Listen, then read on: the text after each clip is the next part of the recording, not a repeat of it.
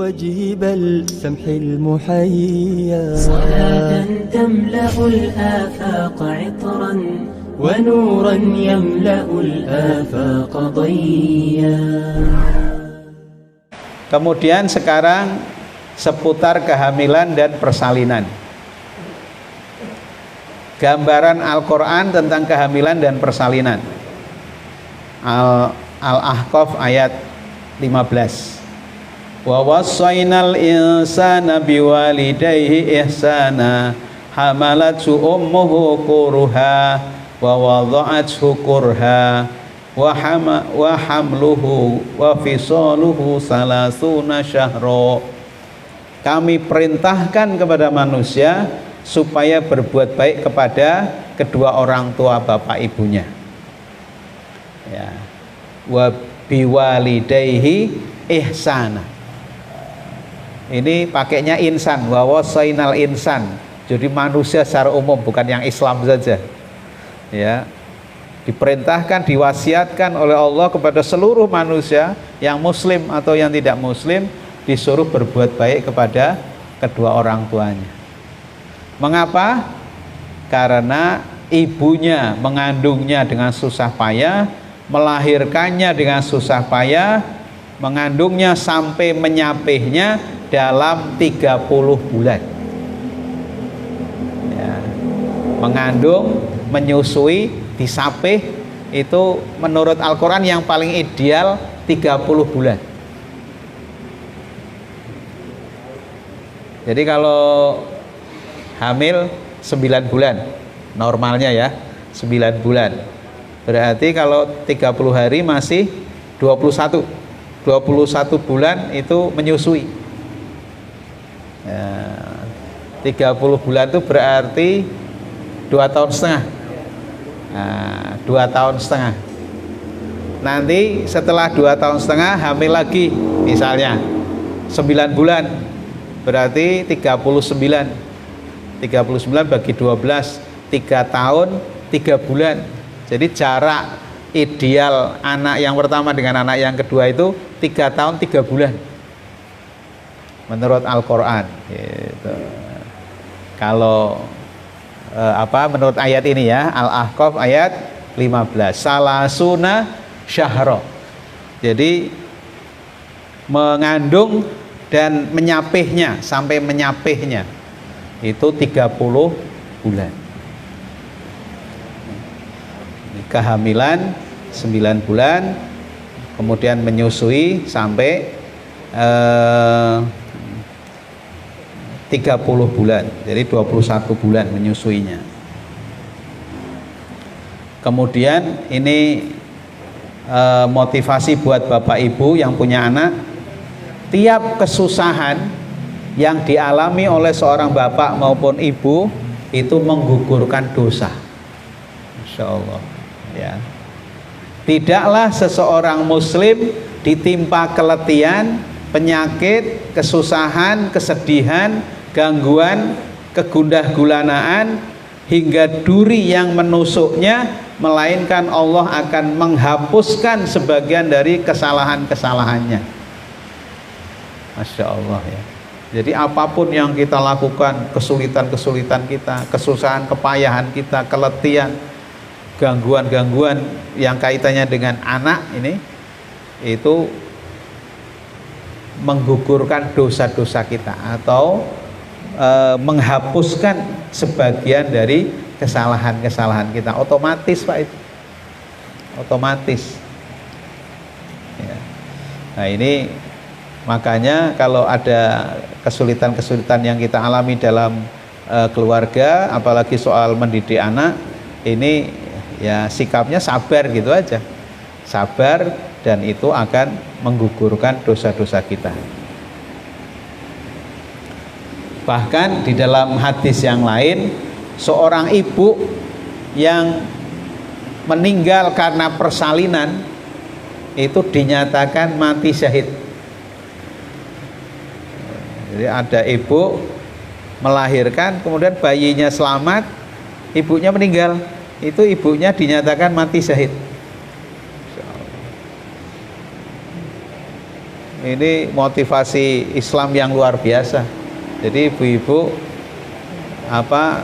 jangan takut hamil, karena kalau hamil kemudian melahirkan meninggal itu syahid. Kalau syahid di akhiratnya di mana? Di surga, pasti di surga. Ya.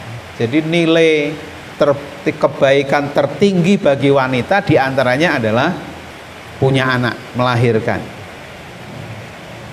Kalau melahirkan meninggal itu syahid. Kalau tidak meninggal berarti dia dikarunia oleh Allah sesuatu yang luar biasa. Ya. Kemudian ini kaitannya dengan janin. Janin keguguran disolatkan apa tidak? Dimandikan apa tidak? Janin jika belum berumur 4 bulan dalam kandungan tidak perlu disolatkan. Gugur 4 bulan, belum 4 bulan, ya, 3 bulan, 2 bulan, 1 bulan itu tidak perlu disolatkan. Jika sudah berumur 4 bulan, maka menurut jumhur, ya, jumhur di sini Syafi'iyah, Imam Ahmad, Ibnu Taimiyah dan lain-lain wajib dimandikan, dikafani, disolatkan serta dikuburkan sebagaimana orang-orang meninggal dunia, orang-orang dewasa kalau sudah 4 bulan ke atas. Akan tetapi Imam Abu Hanifah menambahkan syarat adanya tanda-tanda kehidupan. Jadi 4 bulan ke atas tapi belum ada tanda-tanda kehidupan, ya berarti tidak usah. Tapi kalau sudah ada, menurut Imam Abu Hanifah, jadi 4 bulan ke atas harus terdengar suara tangisan. Kalau tidak ada batuk. Kalau tidak ada teriakan, minimal gerakan. Itu jabang bayinya itu gerak-gerak.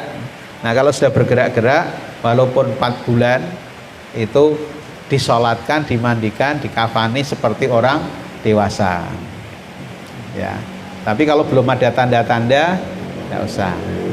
Nah ini masyarakat rata-rata campuran gitu. Pakai 4 bulan tapi ditambah Imam Abu Hanifah. 4 bulan tapi belum ada gerakan apa-apa, ya sudah, tidak usah dikubur aja, tidak usah disolatkan, tidak usah dimandikan. Gitu. Masyarakat Pekalongan rata-rata mengambil itu, termasuk Muhammadiyah. Ya. Nah, membedakan keguguran nifas atau tidak. Ya. Menurut Imam Abu Hanifah, menurut Hanafiyah, pengikut Imam Hanafi, dan Hambaliyah, pengikut Imam Hambali, jika tidak jelas terlihat wujud janinnya, maka tidak dianggap darah nifas. Maka tidak dianggap darah nifas.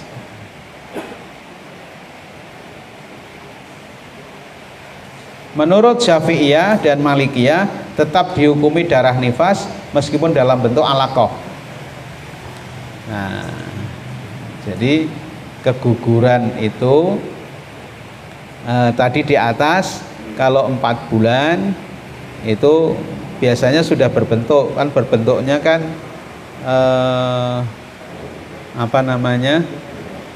berapa bulan Pak?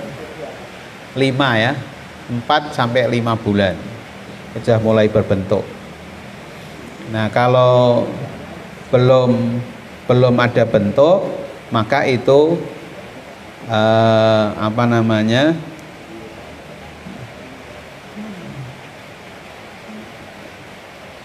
masih darah nifas ya. Kalau sudah berbentuk, maka itu keguguran.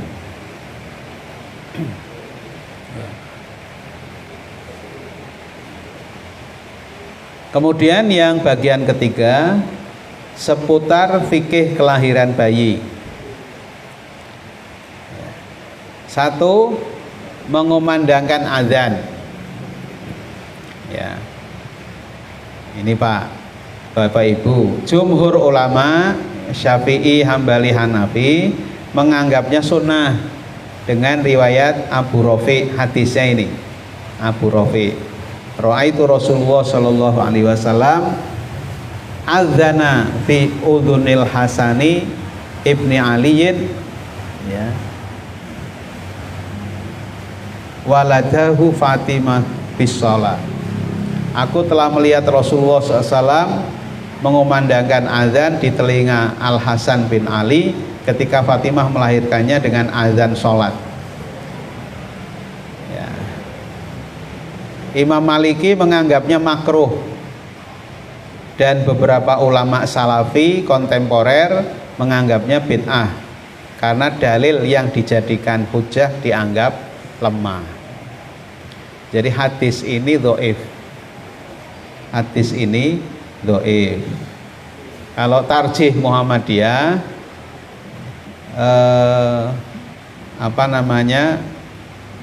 walaupun ini hadisnya lemah tapi masih ditolerir. Masih ditolerir. Kayak ini kaitannya dengan akhlak. Ya, apa salahnya kalau bayi pertama yang didengar adalah suara adzan daripada suara dangdutan gitu. Tapi hadisnya lemah. Kalau teman-teman salafi yang baru-baru ini itu bid'ah itu, karena hadisnya dhaif. Ya. Tapi Syafi'i, Hambali, Hanafi sunnah. Nah, Muhammadiyah tengah-tengah gitu. Ya, silah boleh lah, tidak menganggap sunnah. Muhammadiyah tidak menganggap sunnah, boleh ya diadzankan karena itu kaitannya dengan, walaupun hadisnya dhaif, karena itu kaitannya dengan akhlak. Ya. Kalau kaitannya dengan akidah ibadah harus sahih, minimal hasan. Karena ini kaitannya dengan akhlak, jadi boleh diadzankan. Ada yang lengkap, diadzankan di sebelah telinga kanan, dikomati sebelah kiri, jadi kon sholat gitu. Mestinya cukup diadzankan saja, karena qomat kan mengajak sholat, cukup diadzankan saja. Hadisnya juga tidak ada qomat kan Pak? Hadis lemah ini tidak ada qomatnya, hanya adzani ya, fi udhun adzana ya, diadzankan oleh Rasulullah SAW. Nah, hikmah adzan pada bayi ya tadi, agar suara yang pertama kali didengar oleh bayi adalah kalimat takbir yang menggambarkan keagungan Allah. Disadari atau tidak, hal itu akan membawa dampak positif kepada bayi ke depan.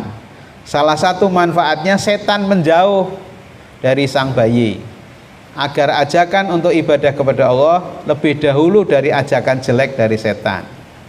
Itu di dalam kitab Tuhfatul Maudud Ibnu Qayyim Al-Jauziyah. Ya, minimal itu. Lah yang disunahkan kalau bayi lahir itu tahnik dan mendoakan. Yang disunahkan ini tahnik. Ya, hadisnya sahih. Ya. Jadi kalau sunnah itu sudah dilakukan Rasulullah. Kalau hadis itu belum tentu dilakukan Rasulullah. Dan hadis itu ada yang dhaif, ada yang palsu. Kalau sunnah tidak ada yang palsu gitu. Kalau sunnah pasti benar gitu ya.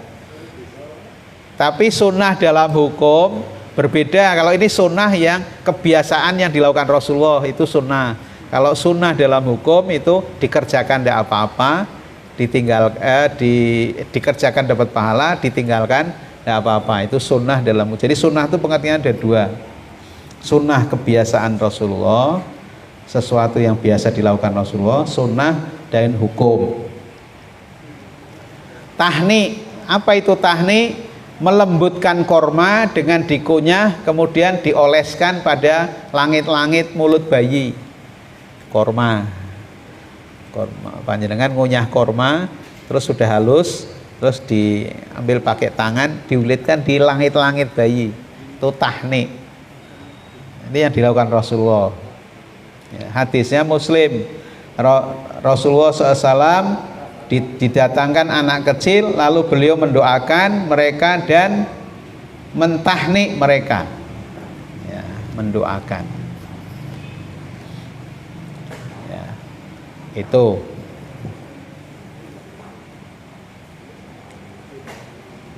Doanya apa Pak? Kalau bayi lahir doanya apa? Apal boten?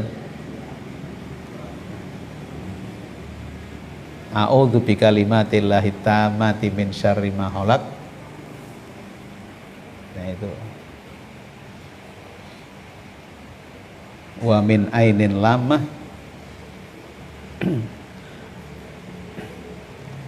Itu bisa dilihat di kumpulan doa-doa. Ya, Bapak Ibu beli buku kumpulan doa-doa sehari-hari. Nanti di sana ada doa menyambut kelahiran bayi. Kemudian yang disunahkan yang ketiga, melaksanakan akikoh. Melaksanakan akikoh. Secara bahasa akikoh adalah sebutan untuk rambut yang berada di kepala si bayi ketika ia lahir. Sedangkan secara istilah akikoh berarti sesuatu yang disembelih ketika menggundul kepala si bayi. Ya. Di antara dasar akikoh adalah hadis Nabi, ya, pada setiap anak laki-laki yang lahir harus diakikoi, maka disembelihkan akikoh untuknya dan hilangkan gangguan darinya. Nah, jadi akikoh itu disembelihkan kambing, habis itu rambutnya dicukur. Pada hari ketujuh sekaligus diberi nama. Jadi diakekoi pada hari ketujuh dari kelahirannya kambing. Kalau laki-laki 2, sunahnya 2. Kalau perempuan sunahnya 1. Saya kira saya cukupkan sampai di sini yang bisa kami sampaikan. Terima kasih atas perhatiannya. Mohon maaf atas segala kekurangannya. Mari kita tutup dengan doa kafaratul majelis. Subhanakallahumma wa bihamdika asyhadu an la ilaha illa anta astaghfiruka wa atubu ilaik. Wassalamualaikum warahmatullahi wabarakatuh.